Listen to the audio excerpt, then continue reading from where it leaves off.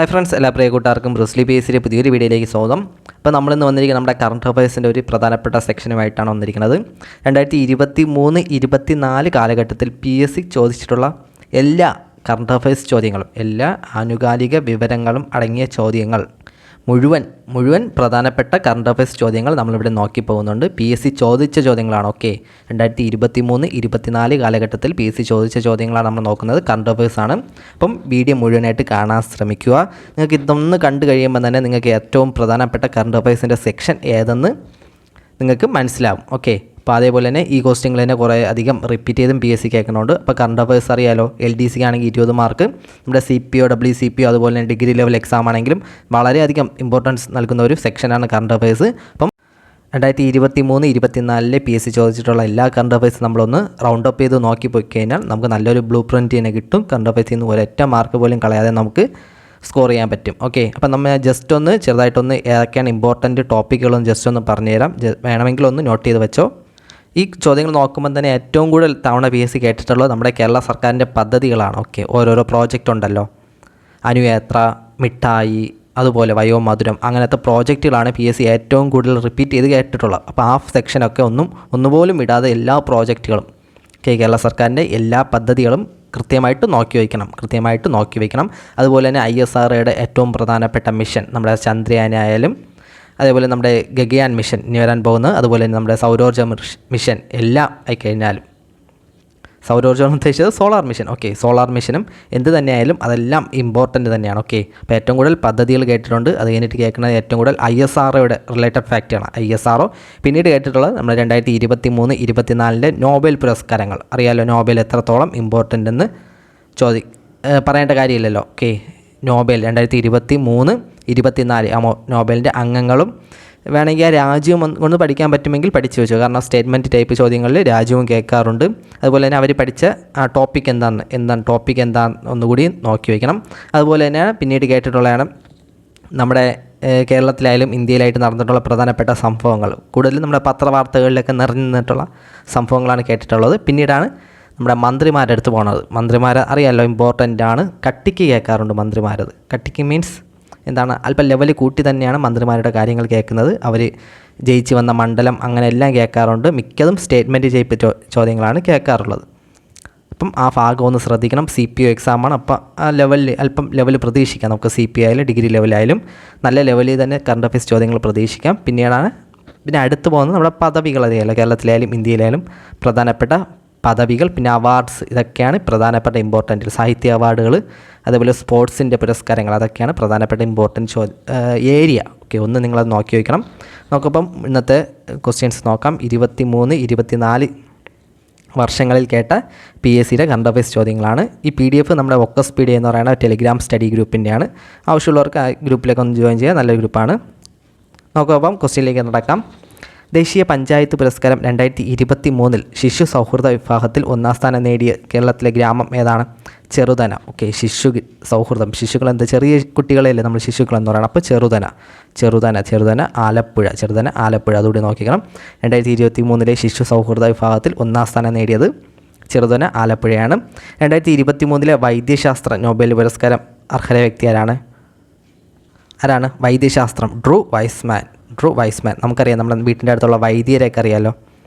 ഏതാണ്? വൈദ്യന്മാരാരാണ്? വയസ്സായിട്ടുള്ളതാണ്. ഓക്കെ, ചെറുപ്പക്കാർ വൈദ്യന്മാരൊക്കെ എന്താണ്, അപൂർവങ്ങളല്ലേ. അപ്പോൾ ഏറ്റവും കൂടുതൽ വൈദ്യന്മാരുള്ള വയസ്സായിട്ടുള്ള ആൾക്കാരാണ്. അപ്പോൾ ഡ്രൂ വൈസ്മാൻ 2023 നോബലാണ്. അടുത്ത ചോദ്യമാണ് 2023 ഐക്യരാഷ്ട്രസഭയുടെ കാലാവസ്ഥ വ്യതിയാന സമ്മേളനം COP28 നടന്നത് എവിടെ വെച്ചാണ്? UAE. ഇത് ഈ ഇടയ്ക്കും കേട്ടതാണ്. ഓക്കെ, UAEയിലാണ്.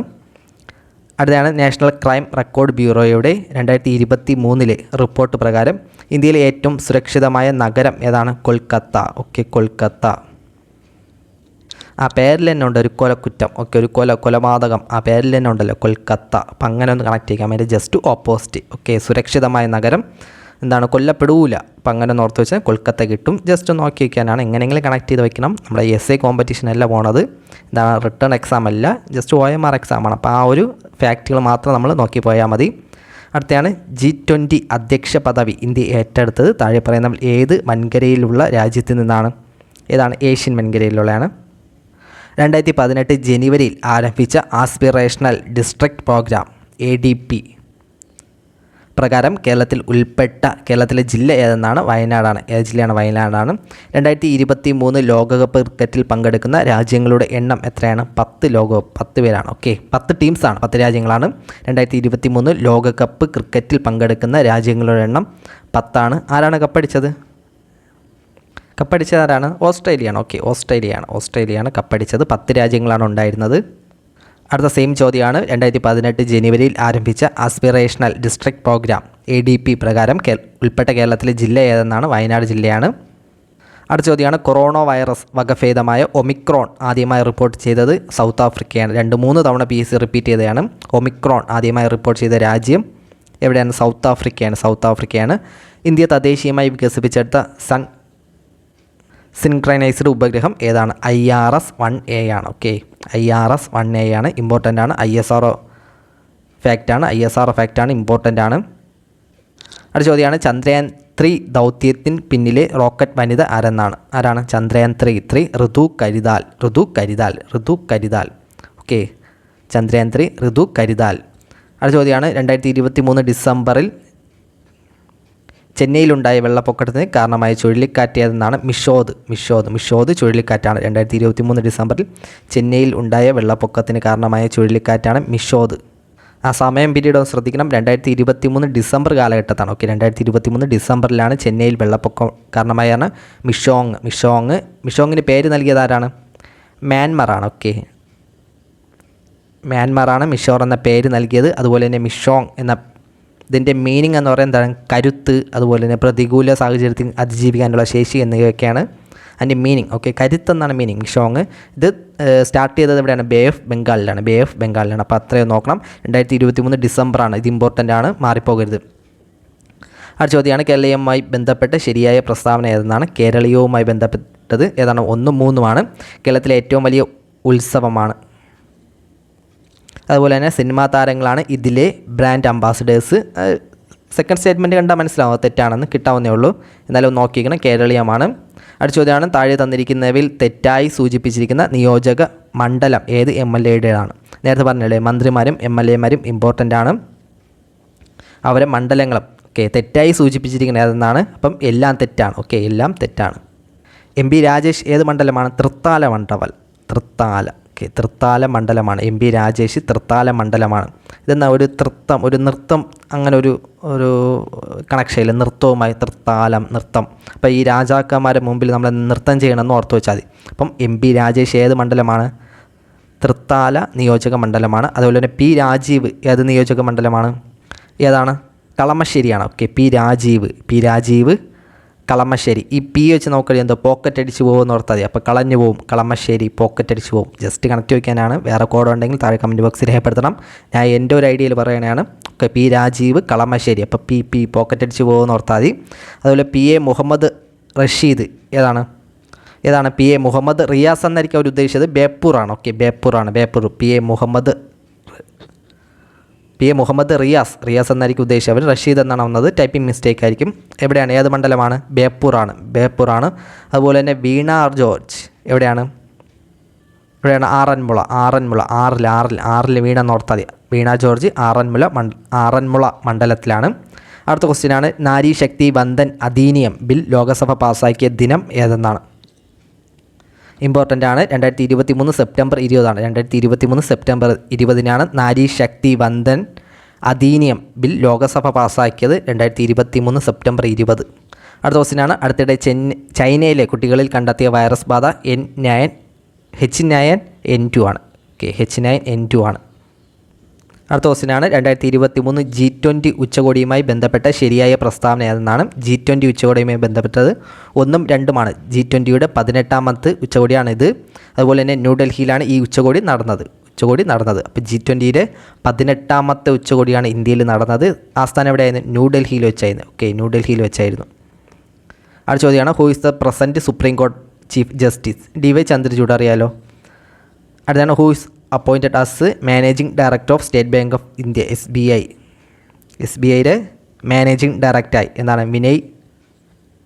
രാജ്യത്തെ ഏറ്റവും വലിയ പൊതുമേഖലാ ബാങ്കാണ് SBI. രാജ്യത്തെ ഏറ്റവും വലിയ പൊതുമേഖലാ ബാങ്കാണ്. പക്ഷേ ഏറ്റവും വലിയ പൊതുമേഖലാ സ്ഥാപനം എന്ന് കേട്ടതിന് ഏതായിരിക്കും? അത് IOCL ആണ്. ഓക്കെ, IOCL ആണ്. IOCL ഏറ്റവും വലിയ പൊതുമേഖലാ സ്ഥാപനം. റവന്യൂവിൻ്റെ അടിസ്ഥാനത്തിൽ രാജ്യത്തെ ഏറ്റവും വലിയ പൊതുമേഖലാ സ്ഥാപനം എന്ന് നേട്ടാൻ IOCL ആണ്. രണ്ടാമത് LIC ആണ്. ഓക്കെ, LIC ആണ്. നേരത്തെ SBI ആയിരുന്നു രണ്ടാം സ്ഥാനം. പക്ഷേ അത് LIC ഇപ്പം ഫ്രണ്ടില്ല, സെക്കൻഡ് പ്ലേസ് പിടിച്ചിട്ടുണ്ട്. ഓക്കെ, SBI ഇപ്പം മൂന്നാം സ്ഥാനമായിരിക്കും, കറക്റ്റ് അറിയത്തില്ല. ഓക്കെ, IOCL ആണ് ഒന്നാം സ്ഥാനം. ഓക്കെ, IOCL ആണ്. പക്ഷേ പൊതുമേഖലാ ബാങ്ക് ഏതെന്ന് കേട്ടാൽ അത് SBI ആണ്. അടുത്ത ചോദ്യമാണ്, ഐക്യരാഷ്ട്രസഭയിൽ ഇന്ത്യയുടെ സ്ഥിരം പ്രതിനിധിയായി നിയമിതനായത്? ക്യാൻസലാക്കിയാണ്. പക്ഷേ നിലവിൽ ആരാണ് ഇന്ത്യയുടെ സ്ഥിരം പ്രതിനിധി? ആരാണ്? അത് രുചിര കമ്പോജ് തന്നെയാണ്. രുചിര കമ്പോജ്. പക്ഷേ അവിടെ ശ്രദ്ധിക്കേണ്ട കാര്യം, ഐക്യരാഷ്ട്ര സംഘടന ജനീവ ഘടകത്തിൻ്റെ, അതായത് ജനീവയിലെ UN ആസ്ഥാനം ഇവിടെ ജനീവയിലെ, അവിടുത്തെ ഘടകത്തിലെ ഇന്ത്യയുടെ സ്ഥിരം പ്രതിനിധി ആരെന്ന് കേട്ടാൽ അരിന്ദം ബാഗ്ചിയാണ്. ഈ രണ്ട് ഓപ്ഷൻ ഉള്ളതുകൊണ്ടായിരിക്കും PSC ചിലപ്പോൾ ക്വസ്റ്റ്യൻ ക്യാൻസലാക്കിയത്. ഓക്കെ, ഐക്യരാഷ്ട്രസഭയുടെ ഇന്ത്യയുടെ സ്ഥിരം പ്രതിനിധി എന്ന് കേട്ടുകഴിഞ്ഞാൽ രുചിര കമ്പോജും, അതുപോലെ തന്നെ ഐക്യരാഷ്ട്ര സംഘടന ജനീവ ഘടകം ഇന്ത്യയുടെ സ്ഥിരം പ്രതിനിധി എന്ന് കേട്ടുകഴിഞ്ഞാൽ അത് അരിന്ദം ബാഗ്ചിയാണ്. ഓക്കെ, അരിന്ദം ബാഗ്ചിയാണ്. അടുത്ത ക്വസ്റ്റ്യനാണ്, 2024 G20 ഉച്ചകോടി നടക്കുന്ന രാജ്യം ബ്രസീലാണ്. അടുത്ത ചോദ്യമാണ്, 2023 സാമ്പത്തിക ശാസ്ത്രത്തിൽ നോബൽ സമ്മാനം ലഭിച്ചത് ആർക്കാണ്? Claudia Goldin. പേരിൽ തന്നെയുണ്ട് ഗോൾഡ്. ഓക്കെ, ഗോൾഡും സമ്പത്തും. താഴെ പറയുന്ന പ്രസ്താവനകൾ തെറ്റായത് കണ്ടെത്താനാണ്. ഏതാണ്? Kerala speaker AN ഷംസീറാണ്. കേരള ഹൈക്കോടതി ചീഫ് ജസ്റ്റിസ് ആരാണ്? ആശിഷ് K ദേശായി ആണ്. ഓക്കെ, ആശിഷ് K ദേശായി ആണ് നമ്മുടെ കേരളത്തിലെ 38ാമത്തെ ചീഫ് ജസ്റ്റിസ് ആണ്. ഓക്കെ, ആശിഷ് K ദേശായി ആണ് നിലവിലെ കേരളത്തിലെ ഹൈക്കോടതിയിലെ chief justice. Ashish K Desai 38ാമത്തെയാണ്.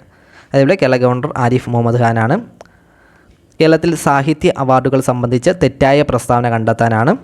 ഏതാണ്? രണ്ടാമത്തെ സ്റ്റേറ്റ്മെൻറ്റാണ് തെറ്റായത്. 2023 എഴുത്തച്ഛൻ പുരസ്കാരം ലഭിച്ചത് SK Vasanthan. Okay, 2023 SK Vasanthan. 2023 Vayalar award ലഭിച്ചത് ആർക്കാണ്? വയലാർ അവാർഡ് ശ്രീകുമാരൻ തമ്പിയാണ്. ജീവിതം ഒരു പെണ്ടുലം എന്ന ആത്മകഥയ്ക്കാണ്. ഓക്കെ, ശ്രീകുമാരൻ തമ്പിക്കാണ് 2023 വയലാർ അവാർഡ്. ശ്രീകുമാരൻ തമ്പി. ഓക്കെ, എൻ്റെ പുസ്തകമാണ്. എന്താണ്? ജീവിതം ഒരു പെണ്ടുലം. ഓക്കെ, ജീവിതം ഒരു പെണ്ടുലം എന്ന ആത്മകഥയ്ക്കാണ് 2023 ശ്രീകുമാരൻ തമ്പി. 2022 നമ്മുടെ S ഹരീഷിൻ്റെ മീശയ്ക്ക് ലഭിക്കുന്നത്. ഓക്കെ, വയലാർ അവാർഡ് 2022 S ഹരീഷിൻ്റെ മീശയ്ക്ക് ലഭിക്കുന്നത്. അതുപോലെ തന്നെ 2021 വയലാർ അവാർഡാണ് ബെന്യാമിൻ്റെ മാന്തളിരിലെ 20 കമ്മ്യൂണിസ്റ്റ് വർഷങ്ങൾ. അപ്പോൾ 2021 ബെന്യാമിൻ, 2022 S ഹരീഷ്, 2023 ശ്രീകുമാരൻ തമ്പിയാണ്. 2022 ഓടക്കുഴൽ അവാർഡ് അംബികാസുധൻ മങ്ങാടിന് ലഭിച്ചു. 2023 ഓടക്കുഴൽ അവാർഡ് ആർക്കാണ്? 2023 PN ഗോപികൃഷ്ണനാണ്. PN Gopikrishnan GK. Okay, PN ഗോപികൃഷ്ണനാണ് 2023 ഓടക്കുഴൽ അവാർഡ്. കവിതയാണ് അത് മാംസഫോജി. ഓക്കെ, 2023 53ാമത് ഓടക്കുഴൽ അവാർഡ് ലഭിച്ചതാണ് PN ഗോപികൃഷ്ണൻ. കവിതയാണ് മാംസഫോജി. ഓക്കെ, മാംസഫോജി എന്ന കവിതയ്ക്കാണ്. ഇനി ഒരു പോയിട്ട് ശ്രദ്ധിക്കണം, 2020 ഈ ഓടക്കുഴൽ അവാർഡ് കൊടുത്തിട്ടില്ല കേട്ടോ, അതുകൂടി ഒന്ന് ശ്രദ്ധിക്കണം. അഥവാ സ്റ്റേറ്റ്മെൻറ്റിലും എല്ലാം തന്നിരുന്നത് അതുകൂടി ഒന്ന് ശ്രദ്ധിക്കണം. 2020 ഓടക്കുഴൽ അവാർഡ് കൊടുത്തിട്ടില്ല, കോവിഡ് കാരണമാണ് കൊടുക്കാത്തത്. 50ാമത് സുപ്രീം കോടതി ചീഫ് ജസ്റ്റിസ് DY ചന്ദ്രചൂഡ് അഥവാ ധനഞ്ജയ Y ചന്ദ്രചൂഡ്. ഇന്ത്യൻ ഹരിത വിപ്ലവത്തിൻ്റെ പിതാവായി MS സ്വാമിനാഥൻ അന്തരിച്ചതെന്നാണ്? 2023 സെപ്റ്റംബർ 28. കേട്ടിട്ടുള്ളതാണ്, കുറേ തവണ കേട്ടിട്ടുണ്ട്. 2023 സെപ്റ്റംബർ 28. പ്ലാസ്റ്റിക് മലിനീകരണത്തെ തോൽപ്പിക്കുക ഏത് വർഷത്തെ പരിസ്ഥിതി ദിനത്തിൻ്റെ മോട്ടോ ആണ്? പ്ലാസ്റ്റിക് മാലിന്യത്തിൽ തോൽപ്പിക്കുക 2023 നിലവിലെ ISRO ചെയർമാൻ ആരാണ്? S സോമനാഥനാണ്. അറിയാമല്ലോ. കൊറോണ വൈറസ് വകഭേദമായ ഒമിക്രോൺ റിപ്പീറ്റ് ചെയ്ത് പറഞ്ഞാണ്ട ക്വസ്റ്റ്യൻസ്. സൗത്ത് ആഫ്രിക്കയാണ്. അടുത്ത് 2023 കേട്ടിട്ടുള്ള പ്രധാനപ്പെട്ട CA ക്വസ്റ്റ്യൻസ് ആണ്. 2021 ടോക്കിയോ ഒളിമ്പിക്സിൽ ഇന്ത്യയിൽ നിന്നും തിരഞ്ഞെടുക്കപ്പെട്ട ഏക അമ്പയറായ മലയാളി ആരാണ്? ഫൈൻ സി ദത്തനാണ്. കേൾക്കാൻ സാധ്യതയുണ്ട്, ഇമ്പോർട്ടൻ്റ് ആണ് സ്പോർട്സുമായി ബന്ധപ്പെട്ട്. ഓക്കെ, 2021 ടോക്കിയോ ഒളിമ്പിക്സിൽ ഇന്ത്യയിൽ നിന്നും തിരഞ്ഞെടുക്കപ്പെട്ട ഏക അമ്പയറായ മലയാളി ഫൈൻ സി ദത്തനാണ്. The Indian who won silver medal in the men's 57 kg wrestling freestyle category at the last Tokyo Olympics ആരാണ്? രവികുമാറാണ്. The first Malayalam film released in OTT platform സൂഫിയും സുജാതെ. അറിയാലോ, സൂഫി സുജാതയും. കേരളത്തിലെ ചീഫ് ജസ്റ്റിസ് ആരാണ്? ആശിഷ് ജിതേന്ദ്ര ദേശായി ആണ്. Which of the following is the 5th Scorpene class convection submarine commissioned in to the Indian Navy? INS Vagir ആണ്. INS Vagir ആണ്. വാഗീർ. അടുത്ത ചോദ്യമാണ്, സംസ്ഥാന വനിതാ കമ്മീഷൻ അധ്യക്ഷ ആരെന്നാണ്? Advocate P Sathidevi. സംസ്ഥാന വനിതാ കമ്മീഷൻ അധ്യക്ഷ 7ാമത്തെ അധ്യക്ഷനാണ് കേട്ടോ, അതുകൂടി ഓർക്കുക. 7ാമത്തെ അധ്യക്ഷനാണ് പി സതീദേവി. COVID-19 പ്രതിരോധ വാക്സിനായ കോവിഷീൽഡ് ഉൽപ്പാദിപ്പിച്ചത് ആരെന്നാണ്? സിറം ഇൻസ്റ്റിറ്റ്യൂട്ട് ഓഫ് ഇന്ത്യയാണ്. നോക്കി വെക്കണം, കേൾക്കാൻ സാധ്യതയുണ്ട്. കാരണം ഇപ്പം കുറേ പ്രശ്നങ്ങൾ നടക്കുകയില്ലേ നമ്മുടെ കോവിഡ് വാക്സിനുമായി ബന്ധപ്പെട്ട്. അതിന് പാർശ്വഫലങ്ങൾ ഉണ്ടാവുമെന്ന് പറഞ്ഞ് ബ്ലഡ് കോട്ട് ചെയ്യുമെന്നൊക്കെ പറഞ്ഞ് ന്യൂസിലൊക്കെ ഉണ്ടായിരുന്നു. അപ്പോൾ ഇത് കേൾക്കാൻ സാധ്യതയുള്ളതാണ്. COVID-19 വീണ്ടും ഒരു ചർച്ചാ വിഷയമായിട്ടുണ്ട്. അതുകൊണ്ട് അതിൻ്റെ ഫാക്റ്റുകൾ ഒന്നുകൂടി ജസ്റ്റ് ഒന്ന് നോക്കി വയ്ക്കണം. COVID-19 പ്രതിരോധ വാക്സിനായ കോവിഷീൽഡ് ഉൽപ്പാദിപ്പിച്ചത് ആരാണ്? സിറം ഇൻസ്റ്റിറ്റ്യൂട്ട് ഓഫ് ഇന്ത്യയാണ്. 2023 ലോക ചെസ് ചാമ്പ്യൻഷിപ്പ് വേദി അസ്താനയാണ്. അസ്താന 2023 ലോക ചെസ് ചാമ്പ്യൻഷിപ്പ് വേദി അസ്താനയാണ്. 2020 ഇന്ത്യയിലെ 2020-21 വർഷത്തിൽ മഹാരത്ന കമ്പനിയായി ലിസ്റ്റ് ചെയ്യപ്പെടാത്ത സ്ഥാപനം ഏതെന്നാണ്? BSNL ആണ്. ഇപ്പോഴത്തെ സുപ്രീം കോടതി ചീഫ് ജസ്റ്റിസ് DY ചന്ദ്രചൂഡ്. അടുത്ത നമ്മുടെ G20 ക്വസ്റ്റ്യൻസ് വീണ്ടും പറഞ്ഞാണ്ടാവും. 2023 G20 ഉച്ചകോടിയുമായി ബന്ധപ്പെട്ട ശരിയായ പ്രസ്താവന ഏതാണ്? 1ഉം 2ഉമാണ്. അടുത്ത ചോദ്യമാണ്, ചന്ദ്രയാൻ 3 ഇവിടെ റോവർ താഴെ പറയുന്നവൽ എന്തിൻ്റെ സാന്നിധ്യമാണ് സ്ഥിരീകരിച്ചത്? ചന്ദ്രയാൻ 3 ഇവിടെ റോവർ എന്തിൻ്റെയാണ്?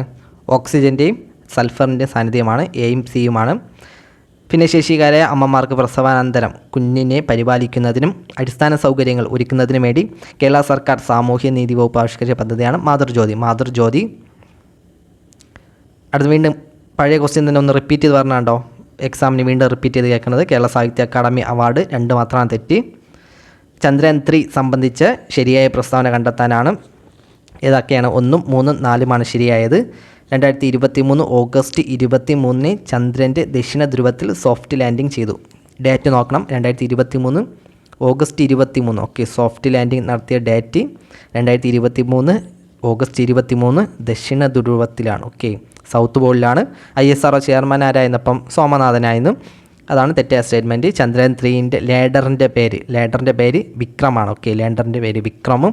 അതുപോലെ തന്നെ ചന്ദ്രയാൻ 3യുടെ മൊത്ത ചിലവ് 615 കോടി രൂപയുമായിരുന്നു. കേരളത്തിൻ്റെ സ്വപ്ന പദ്ധതിയായ വിഴിഞ്ഞം തുറമുഖം ഏത് താലൂക്കിലാണ് സ്ഥിതി ചെയ്യുന്നത്? നെയ്യാറ്റിൻകര താലൂക്കാണ്. അടുത്ത നമ്മുടെ പദ്ധതികളുമായി ബന്ധപ്പെട്ട എന്താണ് മന്ദഹാസം പദ്ധതി എവിടെയാണ്? BPL വിഭാഗത്തിലെ മുതിർന്ന പൗരന്മാർക്കാണ്. അതുപോലെ തന്നെയാണ് സമന്വയ പദ്ധതി ആർക്കാണ്? ട്രാൻസ്ജെൻഡേഴ്സിനാണ്. സമന്വയ പദ്ധതി ട്രാൻസ്ജെൻഡേഴ്സിനാണ്. അഭയകിരണം പദ്ധതി ആർക്കാണ്? നിരാലംബരായ വിധവകൾക്ക്. നിരാമയ ആരോഗ്യ ഇൻഷുറൻസ് സ്കീം ആർക്കാണ്? ഭിന്നശേഷിക്കാർക്കാണ്. അടുത്ത് കേരളീയവുമായി ബന്ധപ്പെട്ട പ്രസ്താവന നേരത്തെ പറഞ്ഞ ക്വസ്റ്റ്യനാണ്. കേരളത്തിലെ ഏറ്റവും വലിയ ഉത്സവം കേരള ഗവൺമെൻറ്റാണ് നടപ്പിക്കുന്നത്. അതുപോലെ തന്നെ സിനിമാ താരങ്ങളാണ് ബ്രാൻഡ് അംബാസഡേഴ്സ്. മനുഷ്യനെ ബഹിരാകാശത്ത് എത്തിക്കുന്ന ISRO ഗഗയാൻ പദ്ധതിക്ക് നേതൃത്വം നൽകിയത് ആരാണ്? ഡോക്ടർ S ഉണ്ണികൃഷ്ണൻ നായരാണ്. ഗഗയാൻ പദ്ധതി മനുഷ്യനെ ബഹിരാകാശത്ത് എത്തിക്കുന്നതാണ് ഗഗൻയാൻ പദ്ധതി. ഡോക്ടർ S ഉണ്ണികൃഷ്ണൻ നായരാണ്. 2023 സാമ്പത്തിക ശാസ്ത്രത്തിൽ നോബൽ സമ്മാനിച്ച് ക്ലോഡിയ ഗോൾഡിൻ. നോബൽ റിപ്പീറ്റ് ചെയ്ത് പറഞ്ഞാണ്ടോ, സെയിം ക്വസ്റ്റ്യൻ തന്നെ.